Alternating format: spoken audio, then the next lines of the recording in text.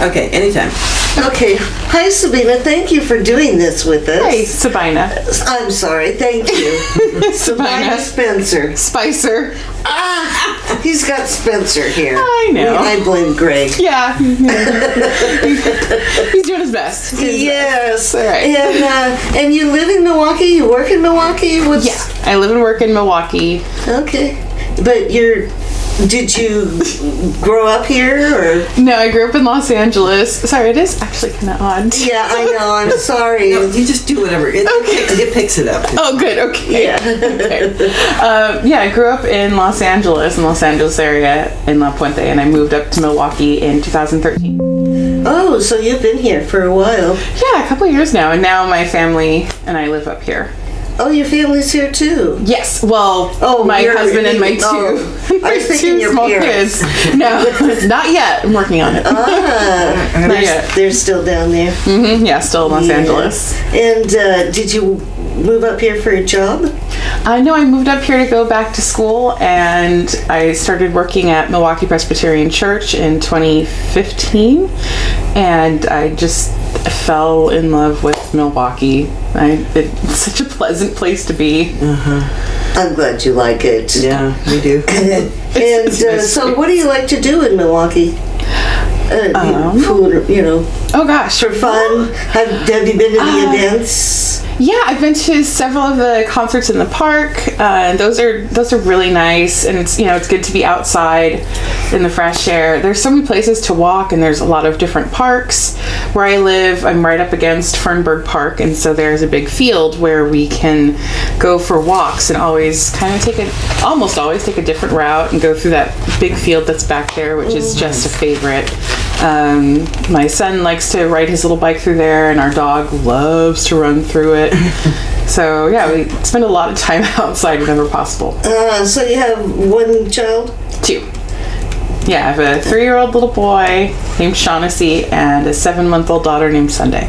Wow. Oh. Yeah. 7 months, wow. Yeah, I'm tired. And a husband named Scott and a dog named Rudy and 3 chickens. 3 chickens. And 3 chickens, Gotta keep our chickens in there too. So, what generated the move to Milwaukee? Was it the church? No, it was that when I moved back up here, I wanted to change the scenery from Los Angeles, and I had lived in Portland previously for a few years through college, and I wanted to change of scenery again, and I know that I loved coming through Milwaukee because I had a cousin who went to the Waldorf school, and so I got to know it then. And so when we moved up here, I just said, this is a nice place. It's close enough to downtown Portland, so we could easily get to work and school, and it's more affordable. It's easy to walk around. There's the farmer's market. There's the bus depot. It had everything that you could need when you're trying to acclimate to somewhere new and not be right in the middle of a city. Mm-hmm. It's still suburbs. Yeah, it's still suburbs, and it was just the most perfect place. And there's this big duck pond that was behind our apartment. It was we're at the Brookwood by Ledding Library. Oh yeah. Yeah, and it was a large apartment for, at the time, what we thought was really low rent, which now especially it's low rent. I think our rent started out at $860 a month for a 2-bedroom. Yeah, which can't find that now. No. And there was this beautiful duck pond. And so it was like we went from, living in the suburbs, what we consider the suburbs of Los Angeles, to, the suburbs of Milwaukee. And it looked like a Calvin and Hobbes backdrop. And there were ducks. And, we walked everywhere. It was gorgeous. Yeah. Well, that's the way we all grew up here. Oh, wow. Big difference. Okay. And so, I'm sorry, how old are you? And I'm 40. Okay. Yeah, just turned. All right. Happy birthday. Yeah. Oh, yeah. Where'd you go to school? Come back up here to go to school? Portland State. Portland State, okay. Yeah, came back to go to PSU. Mm-hmm. Yeah. And so... Yeah, found Milwaukee. So you've lived here in Milwaukee since, you said 13, 15? 2013. When I got married, my husband and I lived in the Centennial area of Portland, and we were only there for 3 years, 2.5 years. That's northeast Portland? No, still southeast Portland, but way southeast, way southeast. Way east. Yeah, very far east, like right up against Gresham. And it was not a positive experience. It was very unwelcoming. We're a mixed couple, and we're Jewish, and there were just people didn't want that in their neighborhood, and so they made it very clear to us that. And so it just so happened that the day we decided to put our house on the market was the day the house we ended up buying came on the market, and we were one of the first to come and see it, and it was just love at first sight. The neighborhood and the fact that it's right next to a park and it's close to work for me, and again, it's in Milwaukee. That was the whole goal. And then we got to know our neighbors, and now it's like I can't imagine living anywhere else. Oh, I'm glad you like them. Love our neighbors. Good. Wonderful, well, wonderful that's Cedar people. Crest neighborhood, pretty much, isn't it? Linwood. It's the Linwood NDA, but that little neighborhood, Fernwood, between Fernwood and Harmony. Yeah. Yeah, those were all built at the same time. Oh. And they call it Cedar Crest. I didn't know that. Oh. Yeah. Learn something new every day. Well, there you go. Wow. Okay. Had you been around in the early 1960s, like I was? Not around then. I wasn't around. Before that, it was cows, so... Oh. Okay, well... you haven't been to the festival days, have you? We haven't had that. How about the umbrella parade? Oh, yes. I've been to the umbrella parade. I started going with work. I started going with, trying to take some of the kids to the umbrella parade. Because at Milwaukie... The church kids? Yeah. And so I'm the youth and children's ministry director there. And so, it was a great activity to go to, and then at the end, Santa's there, and you can't beat seeing Santa. No, you especially can't. With there's cookies, and there's cider, and there's hot cocoa, and they light up the tree, and so the kids get to see a parade of fun umbrellas, some people in costumes, and then you end up seeing Santa and having cookies. You can't, and it's a 2-block parade. Yeah, best parade. It's such a win. It's just an easy win for anyone. But yeah, so I got to go there, and I also realized you asked what I do in my spare time here. So I volunteer. I'm on 2 city committees. Good. And I helped organize the first Juneteenth celebration. Oh, good. And the second. I was there. And our third is coming up. So I was going to say, wait a minute, I haven't seen it. Not a third yet. No. We did the first one in 2019, wasn't it? Was it? No. It was, oh my gosh. Wait. Was after, I guess 2021. Oh, okay. 2021. Okay, so then this after COVID, it's like all the years kind of Yeah, I know. Yes, smushed thank you. together. So it's crazy. Yeah. So yeah, first one was in 2021, and then we just had the second at Water Tower Park, and the third one, I basically just put everything away from this last June, and it's time to just take it out and start planning ahead again.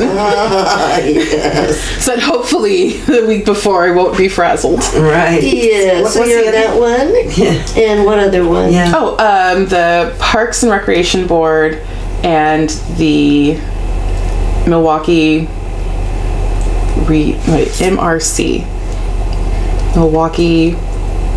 Oh God, please cut this part. Grace will be editing. Yeah. Oh, good, okay. And the MRC, the rebeautification committee, to where they're getting community opinions and input on how to redistribute funds for parks. Yeah, for parks, but for like sidewalk projects and deciding, where to put funds just to keep us growing. Sure. Yeah. Sure. Well, don't grow too far, and thank you very much for being on those boards. Right. Oh, very welcome. My absolute pleasure. Do you know Lisa Gunyon-Rinker then? Isn't she on the Parks Board? Or the I Parks? think so. She definitely is. Are you talking about North Clackamas Parks and Rec? No. There's a Parks Okay, you Board. are talking about the Milwaukee one. Yeah, Okay. Milwaukee Parks Board. Just wanted to get that I just straight. started in the summer, but I also, again, have a 7-month-old. So Sure. I don't know how you do it all as it is. Yeah. I probably won't remember this in 10 minutes. Who knows? Right. We've been there, done that. Yeah, I am tired. Yeah. Lots of coffee. So let's see, what else have you helped with? Taking down the Kellogg Dam? Oh, surprisingly, no. I also helped with the. There was a community committee for equity and diversity in 2019. No, in 2020. That was in 2020. I was there, and also the police policy review committee. Oh, really? Yeah. Was that at... No, I was in the fire department committee. Oh, okay. Review committee. Yeah, this was we got But they're all there, to we were just reviewing their contract before it went up for Nice. for negotiations, and so Do you have a background in law enforcement, or is it just an interest? no, it was just an interest. They just wanted community members, and I think more specifically BIPOC community members to have an input and to be able to ask questions that Sure. just hadn't been thought of.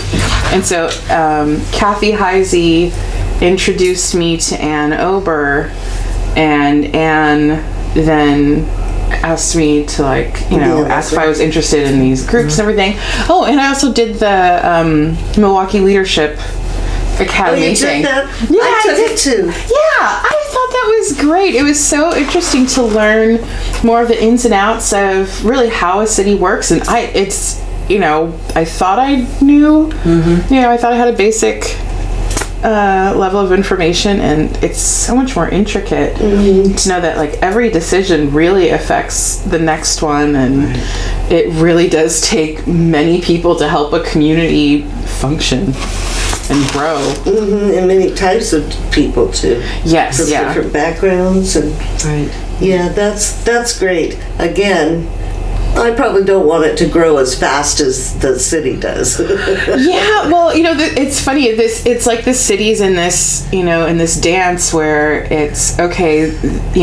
This many people want to come in. How can we be welcoming and accommodate them to meet their needs?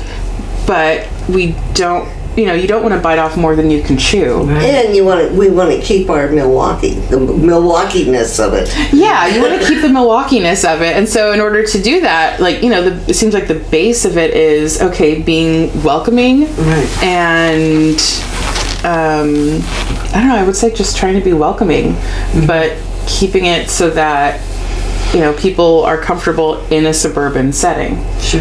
And so that means, there's going to be growth. And you need that growth to accommodate everyone's needs. To be able to have, people to have access to public transportation and good grocery stores. And so it is, it's hard to see areas grow, seeing the new apartments that are going in, where I still want to call it the Albertsons, but it wasn't the Albertsons. That's what everybody calls it. Yeah. Yeah, where the Albertsons was. We all know what you mean. Well, that makes sense to me, to have all those apartments there. What doesn't make sense is to have all the apartments, having some, but not all of them downtown with no parking available. Yes, yeah. That doesn't make sense. Well, that's I'm part sorry, of. I didn't mean to start it. No. That's part of what the MRC committee talked about is, okay, so if we're having this growth here, which, the city it's surprising how much say the city has in stuff and how much private property owners have in things. And so it's like, okay, well, if we say yes to apartments here, that means, you know, like something else has to give, like the pie has to shift. And I don't think they're doing that right. And yeah. I told the planning department, and I told them that too. But I'm older, so they just think, oh, it's some old lady who, you know. No. Like, it's important to hear everyone's opinion, and especially when it comes to parking, because I do not want to pay Portland downtown rates in downtown Milwaukee. Right. I don't want it to get to that. And then it's like, okay, well, if you're going to put more apartments in, then please make it affordable. Yeah. Please make it so that it's not, you know, in the, you know, I can't even imagine how much, you know, a 2-bedroom apartment like that, like a new build would be. Well, I took a tour of the Axle Tree.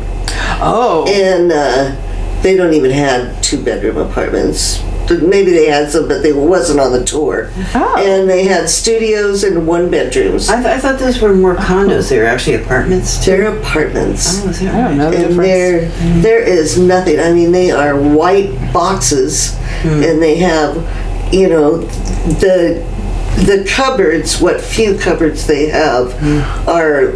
It's almost cardboard. Oh, it's geez. wood, but it's, you know, Oh. so flimsy. Oh, And dear. it's just really bad. And that's what I'm afraid of, is we're going to have Yeah, just cheap.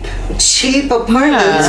And I personally don't care for the current architectural style. To me, it looks like IKEA.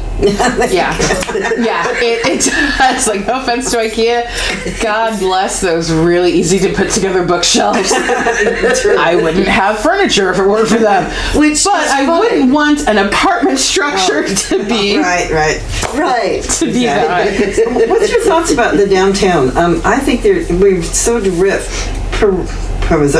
we don't have enough facilities or things downtown, like a bakery or A shoe store.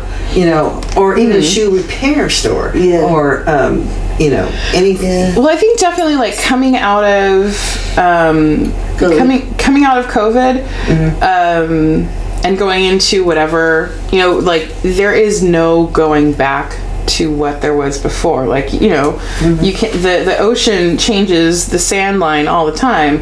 It's not going to be the same. And so I think going forward, hopefully there will be more businesses that come in, because so far, you know, it was really great to see the growth right before the pandemic with, you know, the new restaurants and with that not daycare, the preschool that went in where the restaurant used to be, all of that.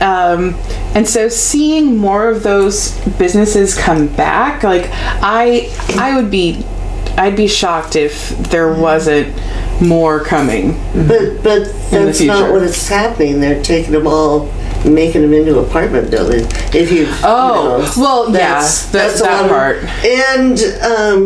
And the other part is when I say you need parking. You have to have parking. Otherwise, we're going to be like Selwood, which nobody wants to go to anymore because there's no parking. Yeah, it's hard to find. And they're always saying, well, people should be riding the bikes, taking the bus. And I can't do that. I'm sorry, am I talking too much? No, that's okay. I absolutely agree with you. Yeah. That's way off. Oh, thank goodness. Okay. I have to pick up my kids at 5. In fact, I don't believe that thing has worked in. It's not even 4:30. Yeah. So. No, good. Okay. No, All right. I was gonna say, like, this went by so much faster. Oh my gosh. No, I think that, you know, there is room for more growth, and hopefully, you know, people with small businesses in mind can, you know, they have to can get it together, and You have to have a place to park, though. yeah, You know, and the max is great, but except if you want to go east or south. Yeah. for now. For No, now. they're not talking about anything else. No? Oh. No, they're not Hopefully talking they'll about add some. extending max at all. And that's You know, all they're talking about is bike lanes. Right. Oh, well, that's pretty good. Like, hopefully, you know, I'd like to bike more and not be so nervous. Yeah. Driving, like, riding my bike in the city. Yeah. It still makes me nervous, but But I physically can't do it. yeah. You know, and so what about all of us people that can't do that? Yeah. Are we Yeah. just out of luck? No. You'll stay No, home there's and gotta like be. it. We all did that for 2 years. Yeah, I don't Right. want Nobody to. liked it, but I liked it. I was okay being home for a little bit. Oh, there you go, there you It was go. calm. Yeah. okay. And you were probably pregnant through. Yeah, my son was 9 months when we went into quarantine, and so being with him at home, Oh yeah. it was, you know, we were able to both be employed and work, and so that was, we got really lucky. Really lucky that way. That's wonderful. That's good for sure. So. Any other questions? Yeah, I'm just going to ask, what's your favorite thing about Milwaukee and what's your least favorite thing about Milwaukee? My most favorite thing about Milwaukee is all of the parks. All the parks and how walkable it is everywhere. My least favorite thing, I know other people have said this, the geese. No, the geese. Those geese. I just had to deal with them coming here. The geese. And also, you know, sometimes there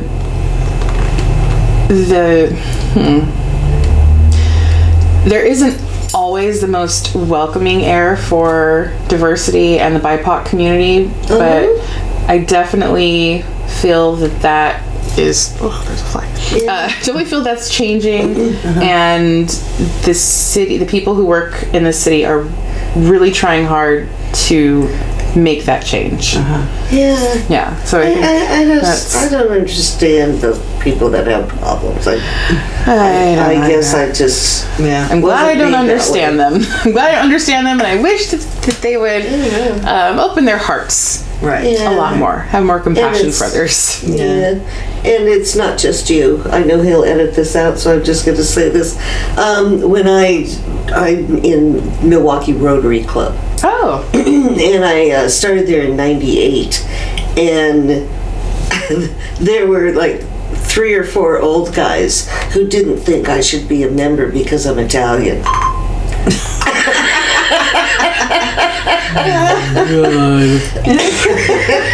yep. Let me tell you, those same old guys had kids, Yeah. and those kids need to read more books. That's At least the get out past Yeah. Oregon City. I don't know. yeah. Explore the world. Yeah. It's a small little place. Yes. Go see it. Go see it. So are we ready for the very last thing then? Probably. Okay, if you would look into the camera and say something like happy anniversary on your 120th Milwaukee from, go ahead. Oh, okay. Whatever you want to say. Yeah. Okay. Blah blah blah blah blah geese. Happy 120th anniversary, Milwaukee, from the Spicer family. All right. Perfect. Thank you. Thank you Thank so you. much. And